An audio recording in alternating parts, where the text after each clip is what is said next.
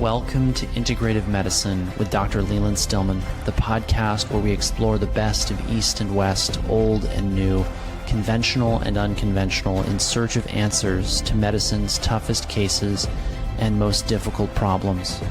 This podcast is for informational purposes only.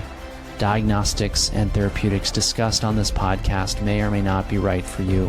So talk to a qualified practitioner before taking action based on what you learn here. If you'd like to become a patient at my practice, go to stillmanmd.com to schedule a complimentary discovery call. Thank you for listening and welcome to today's episode.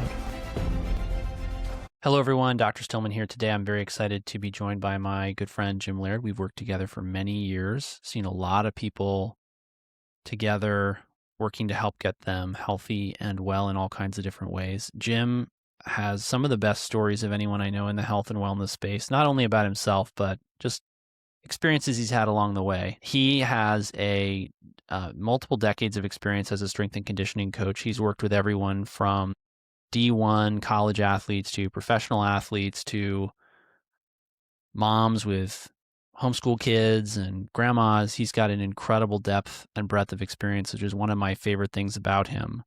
And today we wanted to sit down because he's got an incredible story of recovering from ulcerative colitis.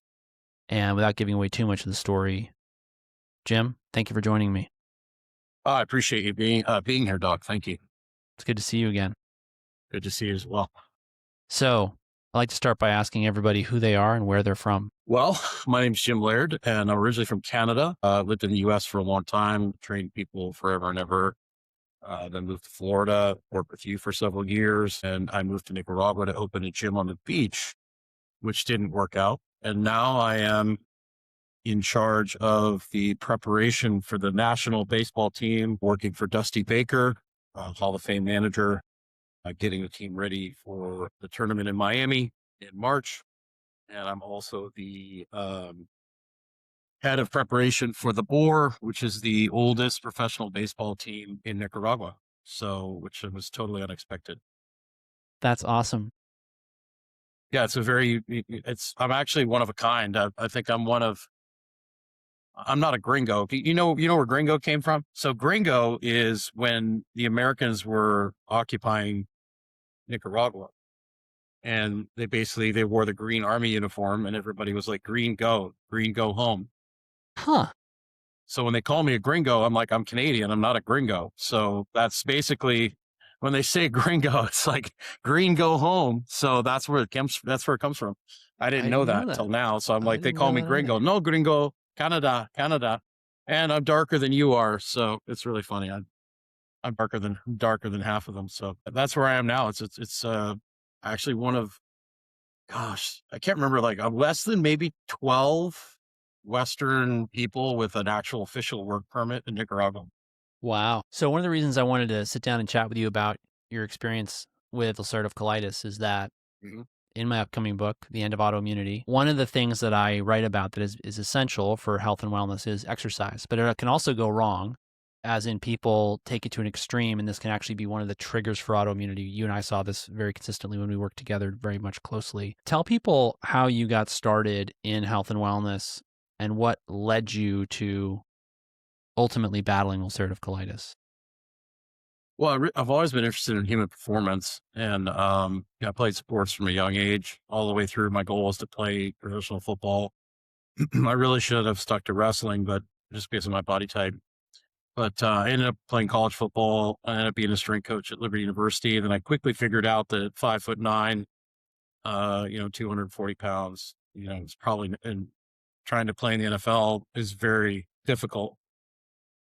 Your stories of NFL tryouts were really quite. Yes, we got all sorts of fun stories there that we could probably do a whole podcast on. I ended up at Liberty where I love teaching, and originally was an elementary school teacher. And I realized about halfway through my education that was just about brainwashing children, which I really didn't want to be part of. I actually wanted to teach children to learn and to be independent thinkers and all that stuff. And so I was like, well, what can I do? I love to teach. And so I was drawn to the weight room.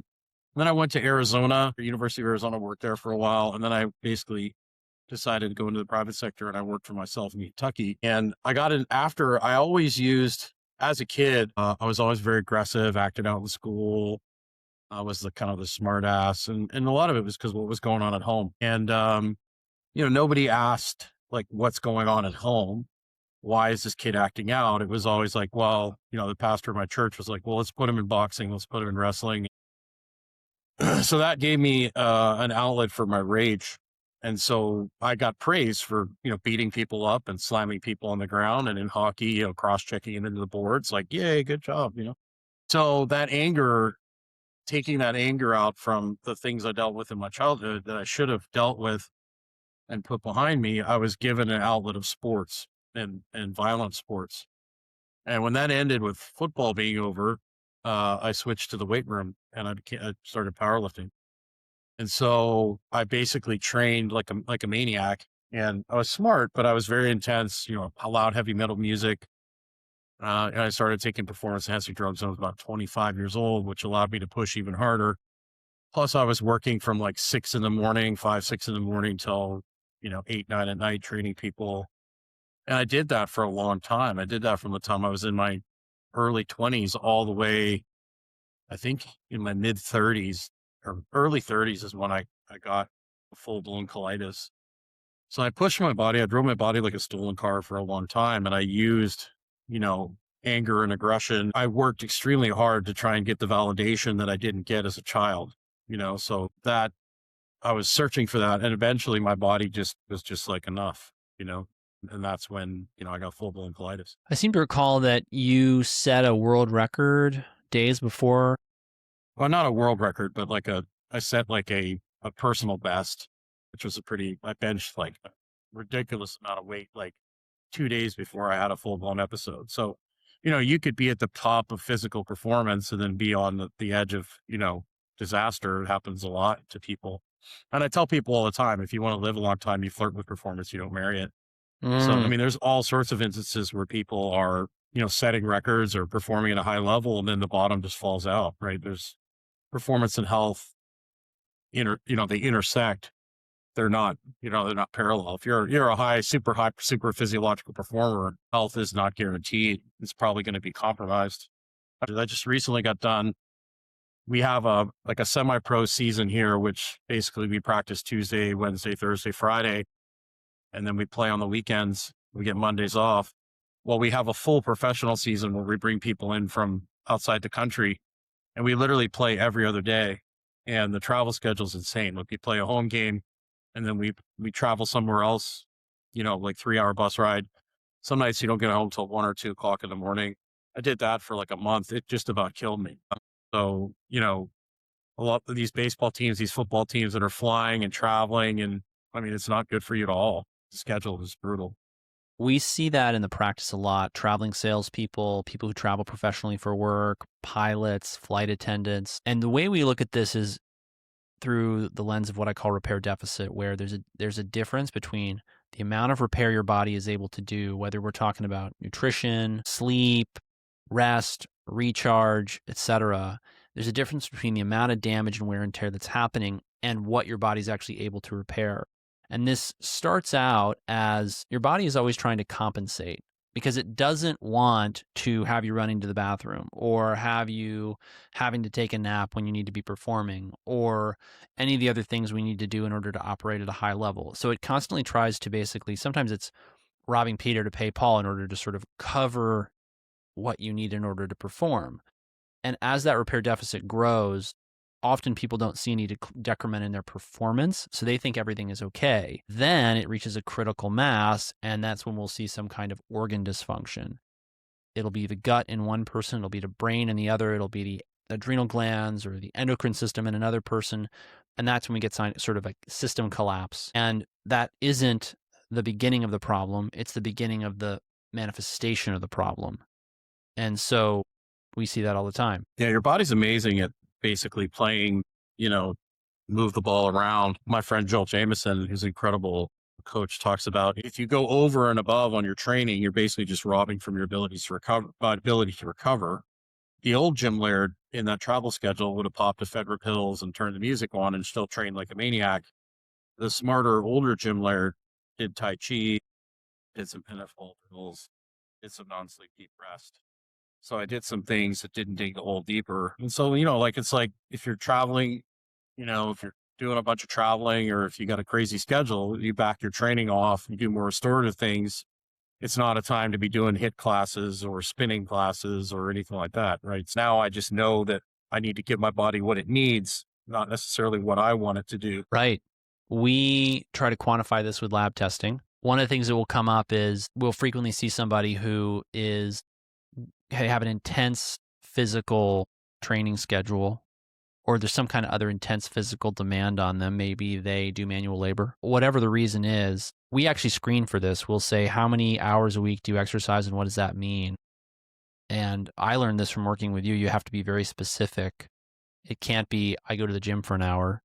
We'll have patients go to the gym for an hour and they check their phone for 45 minutes and maybe do 15 minutes of light exercise. And that's not the same as somebody who goes to the gym and does a beat down workout that even I wouldn't try to do. And I might have 50 or 100 pounds on them and 2 or 3 inches of height. Very remarkable how you have to be very specific with people. And I learned from you that often will radically alter their physiology, change what illnesses they get, how they're able to compensate or cope with them. Sometimes it makes or breaks their results in the clinical practice, which is why as soon as I get an idea that somebody is, over exercising would be the polite way of putting it, or maybe over exercising, or wants to reach a higher level of performance. They want to go to the CrossFit games. They want to, do a Tough Mudder or Spartan race. They've got collegiate aspirations. They've got little and professional aspirations. I'm very quick to tell them, I think you should talk to Jim, particularly if they're coming to me because they have a chronic disease that they want to do everything they can in order to mitigate, reduce symptoms of, heal from, etc. And the reason for that is that if they don't do the hard work of dialing in how much their body can actually physically take, I've seen it derail our efforts to get them well, no matter how much we threw at them in terms of supplements, peptides, hormones, biohacking, you name it. Talk a little bit about how you came to that perspective through your journey with ulcerative colitis. Well, when the bathtub's full, like, you got to empty it. When I got colitis, I radically bled. And it was a huge wake up call for me because, I'm one of those people. You hit me in the head with the hammer, I just keep going, Yeah. Hit me with a car, run me over with a train. It doesn't matter. I just keep going. Well, I remember you telling me that you almost bled to death. Your bleeding was so severe. Oh, it was bad. It was really bad. When I went to the hospital, they were just like, wow. So, and the dehydration and all the rest of that. When I started looking into I got on PubMed and just started reading, and it was the trifecta. It was like car accident or divorce or stress was a huge part of it. And I just started going down through all the things, and I checked all the boxes off. I'd been in a car accident the month before, just gotten out of a relationship with a crazy redheaded Scorpio that didn't end well, from Ohio too. That makes it even worse. And so that was insane. And I just had like a major career change. And then the training was just, off the chart. And of course, the performance enhancing drugs probably saved my life and probably allowed me to overreach even more. Fedra, the stimulants, the energy drinks, loud music. And so my bathtub was filling over, flooding the basement. And it was just like, got to empty this thing. That's when I met Joel Jameson, and my HRV, I think, was like 6 or something like that, or maybe 5. And I didn't really feel like I was that stressed, but when I saw the number, and that's something I like to worry for, is that, I know now when I'm not in a good place, but back then I needed to see it because I didn't feel it. Like, you could sleep deprive me for 2 days, throw me in front of a team of 40 people, and I'll coach them like I'm brand new. Like, it doesn't matter. Like, I can work through, being tired. That doesn't really bother me. But eventually it catches up with you. And I had very little self-awareness. And when you're caught in that stress state, like that over rev state, the over breathing state that powerlifting and my lifestyle basically put me in, that energy drink feeling, you lose self-awareness because you're in this like survival state. And I just kept going and going. And I would collapse at night to sleep. And in the afternoon, I would go lay in the aerobics room and take a nap at LAC, and people could hear me snoring out in the lobby. And I was just so exhausted. And then I'd get back up, drink an energy drink, and go back to work. Through that experience, I started learning, I started to use the float tank. I started doing neurofeedback to kind of teach myself how to relax. As I didn't know how to relax. Like I literally would sit there and my foot would be hammering up and down while I was sitting there. I couldn't sit still. So I had to learn how to sit still. I used binaural beats. I just kind of, Paul Chek talks about sickness as an amazing teacher.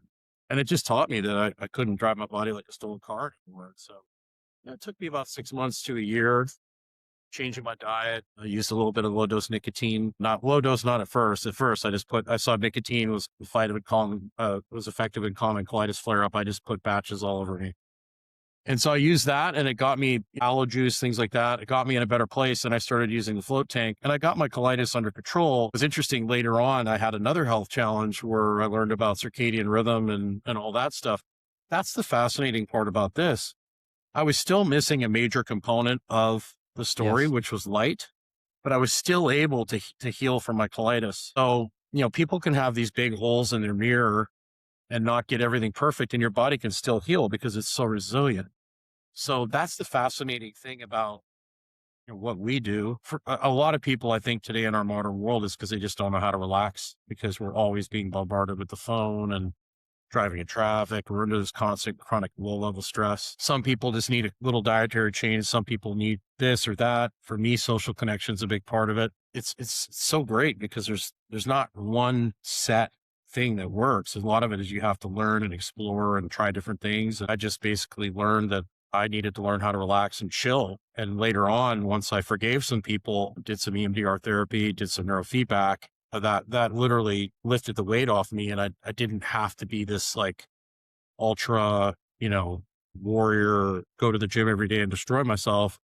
I actually could train because I loved myself and I wanted to be athletic and I enjoyed being strong. It wasn't to manage the hate that I had inside of me. So forgiveness was a big part of my healing journey. Yeah, and I think we've covered some of this in more or less detail, but the way I think about your healing from ulcerative colitis is you had this basically catastrophic bleeding. You realized you had to change things and you wanted to tackle things, maybe not all at once, but aggressively. So you introduced diet, lifestyle changes, supplements, functional foods. I don't know where this fit in, but I know you're a big fan of the vertical diet. We use very many of those principles still in the practice. So I don't know how much you changed your diet, but you were maybe you were using the vertical diet. Well, I went gluten. The vertical diet wasn't really around then. I Really? just went I went paleo.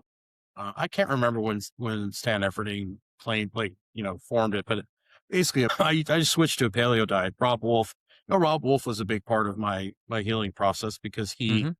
him and I are friends, and that was right around the paleo solution. You guys have known each other since your football days at Reading Community College, right? I was Shasta Junior College, Chico Yeah. College.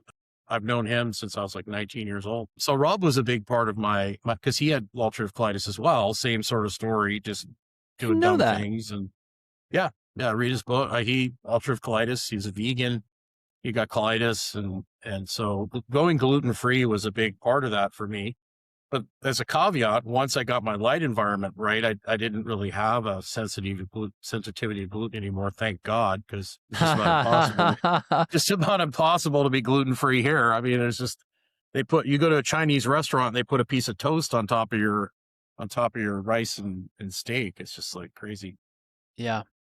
But let's unpack that for a little bit more because you went diet, lifestyle, and then you didn't fix your light environment until later, but you added things along the way like EMDR, neurofeedback, which you mentioned. You forgave some people. I think that's really Yeah, important. A lot of people need to hear that yeah, part of that their was healing huge. journey. Yeah.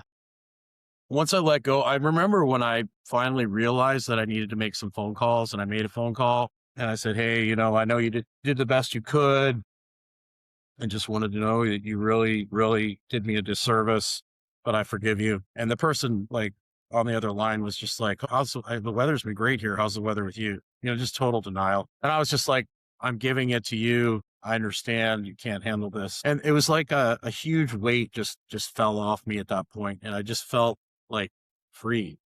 And it actually, for about 2 months, I had a hard time training because I didn't know how to train without the stimulants and the music. I didn't know how to turn that on. I didn't know how to train without being aggressive and loud. It took me about 2 months to learn how to work out again and work out because I actually enjoyed it as opposed to managing hatred.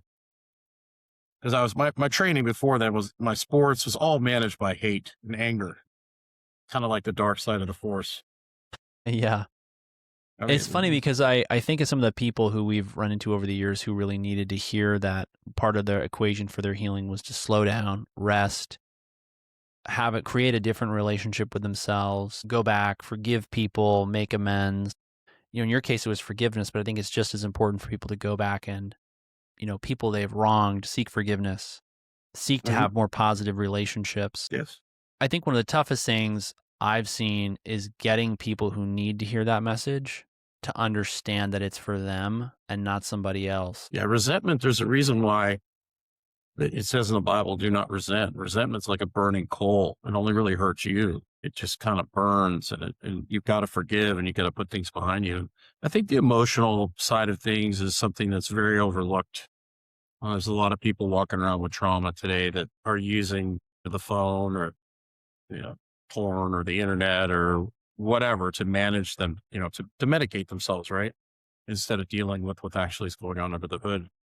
I did that for years, training, all that stuff was I medicated myself, shoved it into the closet. And eventually that closet comes flying open. It was a big relief to me. I remember when I read the book, The Body Keeps the Score, and all these things that I struggled with my whole life. I was like, people that have been exposed to extreme emotional, physical trauma, they tend to do this, check. They tend to do this, check. And it's just like, I mean, it wasn't like an excuse, but it was like, oh, why have I been struggling with this? This is a way you cope with that kind of stuff. It was just a really freeing, liberating thing knowing that, oh, okay, the reason that I've struggled with this for so long is because of what I went through. And it's not an excuse, but it was just, it made sense to me. It's like, aha. And, once I dealt with all that stuff, a lot of those things fell away, so I was able to manage that stuff much better once the hatred, the anger, and I forgave people. And that was just much, much easier to deal with. Absolutely. And the effect on the nervous system is insane. Like, if you're constantly in a state of anger, constantly in a state of just being revved up, you're over breathing, all that stuff, that just like I use the analogy of like getting in your car in your driveway and just revving the hell out of it all the time. And you wonder why the engine's making funny noises, Right.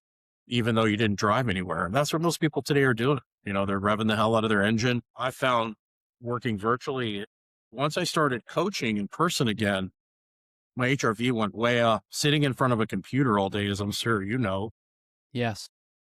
is very hard on you emotionally, like just psychologically. And then the body not moving is very hard on you. You don't pump blood, you don't pump fluid.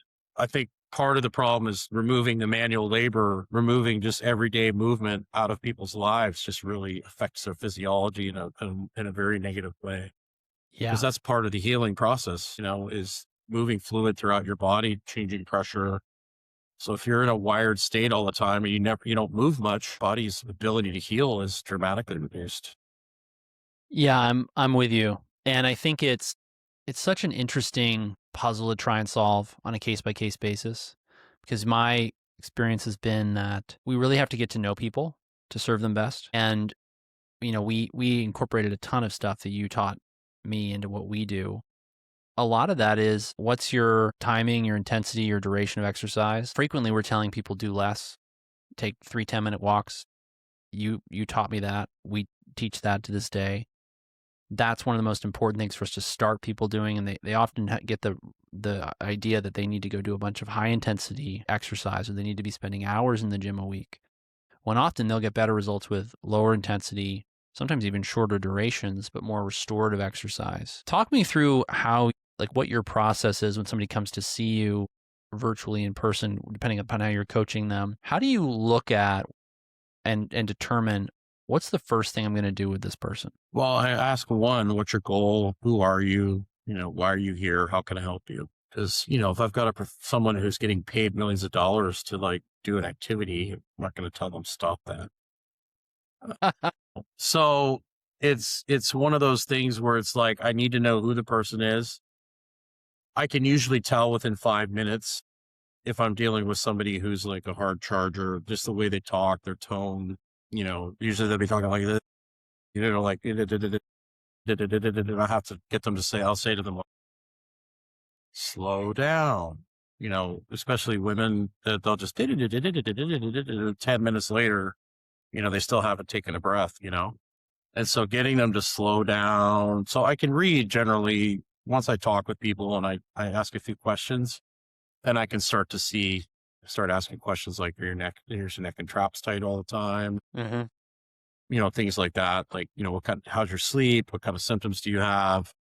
Once I start figuring out where they're at, I can figure out if we need to do breathing drills or if I need to do like non-sleep deep rest or if they need to get in a float tank. I just start asking questions and just basically have a conversation with them. And then basically it's like, how many times a week are you exercising? What does that mean? Show me your program, you know, and then all of a sudden they're like, oh, it's not really that hard of a workout. And like they send it to you and it's like, my track athletes don't even do this much stuff, and they're like, oh, it's just my normal thing. It's just conversation. You're just like a detective. And then basically you go through all the big rocks and then it's like, you're a scientist, like, okay, we know these things have a probability of working. And then it's just a matter of trying different things. And over time you learn that certain things, work better than others. If I know somebody who's really jammed up doing some things that's going to get things locked out, unlocked and get things flowing again is going to make them feel much better. So it's just a matter of trial and error. Yeah, I mean, we will do basic stuff with people in terms of figuring out how much exercise and intensity and duration, but we really don't have enough time to be a full physical exercise training program inside of a medical practice. And I mean, I still send a huge proportion of the people I work with to you because I've been shocked at some of the results you've been able to get for people because of your understanding of structure, function, and also helping people get this idea of, because I don't think they have any kind of concept. It's certainly not common in popular discourse of, my body has a lot of, and we use car analogies, you and I often, but they don't have a Hmm. concept of your body has certain similarities to a car. Are you going at, 8,000 RPMs? Are you revving the car in the driveway? It might seem like you're not going anywhere, but you are actually burning gasoline. You are putting miles on the engine, so to speak. Not exactly miles, but you're putting wear and tear on the engine. And I still Yes. send people to you very regularly because they need someone to help them dial that piece of their programming in, or they need someone to help them gain that insight of, I am working too hard or I'm putting too much stress. And also, how do they, because we'll do it with labs, right? I'll look at their labs and say, you're under too much stress. You need more rest and relaxation. You're burning through minerals. You're burning through vitamins. But often I won't have and it's not that I won't have, but it's like they need someone like you who's a coach and helping them Mhm. dial in their physical exercise in Mhm. different ways than we do in the practice to really get that perspective on what can I actually handle, in my day-to-day life. And that comes back to what you mentioned, which is goals. What you're going to handle is going to depend on what you're trying to accomplish. Well, a lot of it depends on your base level of fitness and your general physical preparedness. A lot of people can't handle the workouts they're doing because they don't have a good base level of preparedness. And then they're not resting enough. They're not sleeping enough. You can handle a ton of stress if you're sleeping. And the problem is most people that are trying to train hard, they're using exercise to try and fix a lifestyle problem. They're working 12 hours a day. They're running around with a chicken with their head cut off. Then they go to a trainer and the trainer wears them out and they're just overwhelmed. They need to like cut something out or you hire a chef or they need to hire a cleaner or whatever. And then it's just a matter of figuring out. And that's where the Aura Ring is really handy because we can see, Mm-hmm. what your HRV is. You got a low HRV, your body's ability to repair itself is horrible, right? Absolutely. So that people that are stubborn like that, we can actually see what's going on. And then, if I've got people that are really struggling, then we start asking questions like, how was your childhood, stuff like that. And then all of a sudden it's like, oh, it was terrible. And it was like, Mm. then and usually when that comes up, usually people they just start opening up and start talking about some of the stuff that happened to them. And I'm like, have you ever dealt with that? Like, have you ever gone and like actually seen somebody for that? And they're like, no. And I'm like, you probably should. Or I was in a car wreck like 5 years ago. My ribs were crushed and, I've had incontinence ever since and their pelvic floor is all messed up. There's always something in the past that's happened that's usually looming in the background with people that, they just kind of written off as just, it wasn't a big deal. And so there's a lot of stuff like that that comes out when you just talk to people and you just basically, that's part of it is building a relationship with them and getting to know them. Yeah, Absolutely. We see it making a huge difference. Sometimes it makes or breaks the case, in terms of their success. I think one of the other things that have alluded to, but I think is really powerful is this idea of defining the goal. I think a lot of people haven't been intentional about their goal. And one of the things that we end up talking to them about, whether they're just working with one of us or both of us, is what do you actually care about? What actually matters to you? Because frequently what Mhm. happens is people develop an illness or autoimmunity in particular because they're trying to do too many things. Often that's because they're not being authentic to themselves. They're trying to please other people. They're trying to manage emotions around other people, like you've alluded to. And I'll often talk to women about this because our society has, I think, a very unusual expectation that's not historically been the norm for societies, which is it's normal for women to be super mom, super wife, and super employee or business owner or entrepreneur. And it's not that that isn't something a woman can sustain for a season, but sustaining it for decades is very difficult, if not impossible, and usually requires some element of delegation, delegating the housework not delegating everything, but delegating particularly the things that are traditionally, women want to do as part of being a homemaker. And if there's not any kind of delegation, there's not any kind of, we're going to bring somebody in to help you with this. Oftentimes, we're just trying to spread, too little butter over too much bread. And they end up frustrated, burned out, exhausted. That conversation is very important. We do the same thing with men who often are too wedded to their, call it worldly success, their job, their career. They're not building in enough restorative time. They're not building enough time with family, spouse for rest, relaxation, etc. And, then it becomes a conversation as well about, well, how are we going to support your health long term with things like bioidentical hormones, sometimes prescription drugs, peptides, more advanced stuff. But even then, you only have so much bandwidth. You have to pick and choose what you're going to do, because what I see happening overwhelmingly is the people who try to do it all, their autoimmunity doesn't go into remission. They don't get their symptoms under control. It's an escalation game of not only supplements, but medications and peptides and hormones. And it often turns into kind of a house of cards that becomes unsustainable if they're not willing to do this fundamental work of, what am I going to prioritize? What am I going to prioritize in this season of my life? Am I going to do the fundamental things that are required for me to restore my health? Or am I going to try and keep doing it all and possibly end up frustrated, disillusioned, and disappointed? Like you just described my number one client for my whole existence, which is the hard Hmm. charging female. And they usually get drawn into hit classes, marathons, things like that, trying to burn it off. And, once you get them to realize like you got to rest, treat your body well, their body composition improves, everything gets better. And so getting people to understand, like, the harder you got to work in so you can work out. They got that from Paul Chek. And people don't understand, like, if you want to push your body hard, you've got to rest just as hard.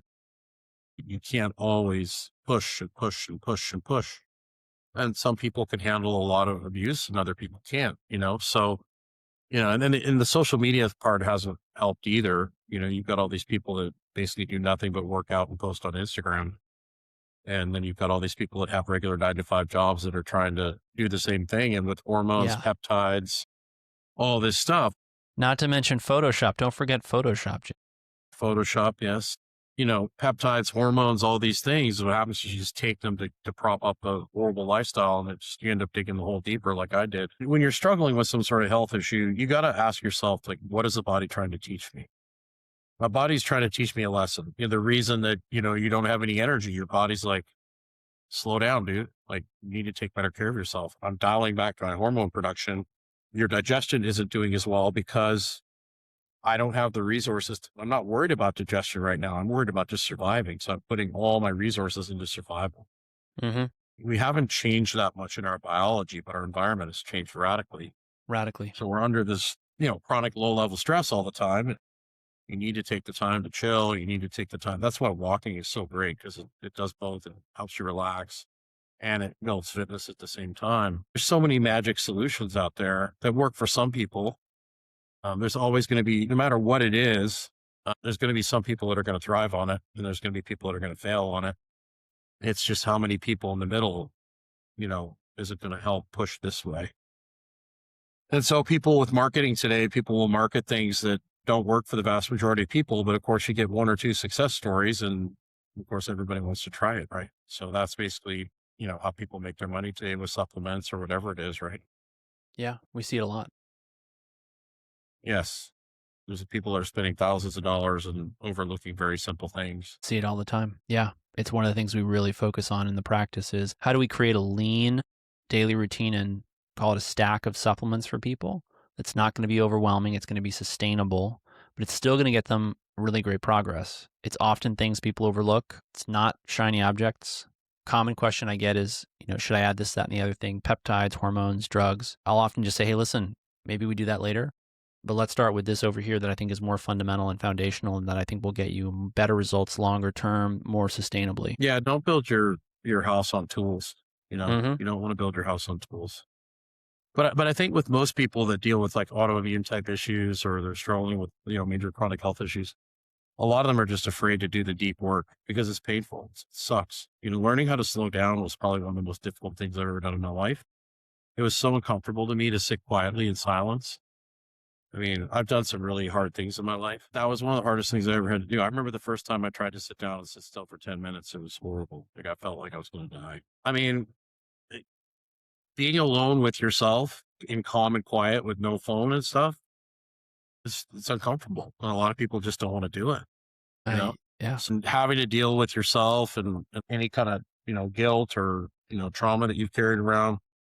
Well, it's much easier to just Netflix and microwave popcorn and have a couple Tonyas, go to pass out, go to sleep, wake up the next day, do it all over again. Especially when it's only a dollar a beer here. So, Yeah. Right. The days of dollar beer here in the United States, I think, are over. dude, Maybe somebody's still got it somewhere. I got a thing of ceviche last night. It was about Yeah. this big, Yeah. $7. It was Wild. massive. Yeah. So I live in Managua now, so it's I have a lot more restaurant selection. Yeah. So closing thoughts for people, Jim? Well, that's a good question. I think understanding you have to work in before you work out, and understanding the human body prioritizes survival for a long, first, and you can abuse yourself for a long, long time. But I think the real magic happens in silence and be still and know real thing. There's a reason why every major religious leader, there's a reason why Christ went off into the wilderness by himself because there's something magical about that calm silence. It resets your hard drive, and our society, our culture has taken that from us. So use the silence. Don't be afraid to go sit still. Don't be afraid to slow down and be in your thoughts, and you'd be amazed when it bubble up. And when it bubbles up, deal with it. Don't push it in the closet with busyness. Learn how to relax, learn how to slow down, and it'll go a long way instead of just trying to do more and more things. I'm not saying don't work hard. I love hard work, as you know. Mm-hmm. It's just that you need both. You can't just push all the time. You got to take your car to the shop, get the oil changed, the tires rotated and balanced. If you want to drive hard, you're going to be doing more maintenance. So you're going to drive a performance car. The tires are more expensive. The maintenance is more expensive. You got to do it more often. That's The right. reward is you get to drive really fast. You get to drive a cool car. And I think that's one thing that people don't understand. Different bodies are good at different things. Like your body type is totally different than mine. You're good at rotating. You're good at certain activities. I'm not. I'm more of a power guy, more of a gorilla. People don't understand that their body has things, their physiology and their structural makeup. There's things that you're really good at and there's things that you're not. And so choosing activities that are more in line with your structure is also very important as well. There's a lot Yes. of people out there that are forcing their body to try and do things. They're taking their Corolla off-roading or they're taking their, Forerunner to the drag races, So you want to pick activities that are more in line with your body. Absolutely. We've seen that a lot. How can people get in touch with you to work with you one-on-one or in group coaching sessions? Well, I have an Instagram, which is Jim Laird, GYLAIRD, which is kind of a play on words from my old gym in Kentucky. I have a group called the Vitality Brotherhood, the Vitality Sisterhood. You can go to vitalitybrotherhood.com. I've got 2 school groups where I post regularly, have a bunch of workout stuff there. You can get in touch with me at either one of those places. The vitalitybrotherhood.com has a contact me now, and you can get in touch with me if you'd like to do some coaching. I do some group coaching. So happy to chat and see what's going on. Good to see you. Thanks for joining me. Good to see you too, man. Thanks for In having me. part, yeah, in part two, we're going to talk about I would call it your second health crisis, although there may have been more along the way. But I think of it in your story as the second big one that has a ton of value Yeah. for people with autoimmunity because it's such a dramatic illustration of something that I come up against in clinical practice all the time. And so I'm really excited to share that with people in part two. Well, I think one of the closing things is I'm one of those people I have to get hit in the face with a hammer for me to change. Like I'm one of those, there has to be You radical. self describe as stubborn. Yeah. So like, don't be me. Like be the person that's like, oh, I'm kind of going on the wrong path. Don't run into the wall at 60 miles an hour to make radical changes in your life. But most people need that. Most people need to hit rock bottom before they actually make changes. But don't be like me. Be smarter. See the warning signs and like make changes before, you hit the wall at 60. Part two is going to be great. Tune in then. Take care, Thank everyone. you so much. Thanks for listening.